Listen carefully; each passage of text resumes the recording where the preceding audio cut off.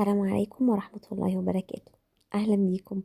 تشيز كيك سان سابستيان بنكهة كمان الخوخ اليومين دول في السوق، وطعمه غاية في الروعة مع التشيز كيك دي. تشيز كيك صحية ولذيذة وسهلة جدا.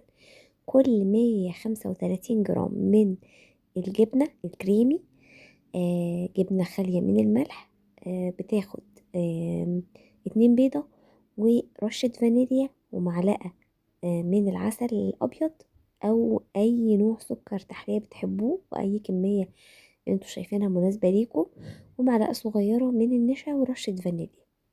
ده لكل 135 جرام من الجبنة الكريمي. تمام، فنقدر نضاعف المقادير. أنا عملت 3 مقادير من الكمية دي، فعملت 6 بيضات و405 كده من الجبنة الكريمي، وضربتهم بقى مع بعض مع طبعا معلقة من النشا كده عشان تخلي القوام متماسك وناعم قوي، وضربتهم كويس لحد ما بقى القوام كريمي. جبت بقى 5 خوخات قطعتهم وحطيت عليهم معلقة من السكر، وقلبتهم تقلبتين بصوت جدا على النار لحد ما الخوخ بس ينزل جزء من ميته وياخد شوية من كرملة السكر. بعد كده حطيتهم فردتهم في القالب بتاعي ودخلتها الفرن في حمام مائي. خدت معايا ساعة. أهم حاجة السكينة تطلع نظيفة.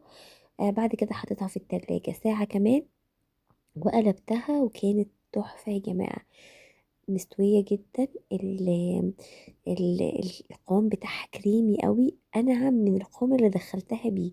انتوا متخيلين؟ انا حاسة ان هي انعم من القوام اللي انا دخلتها بيه الفرن.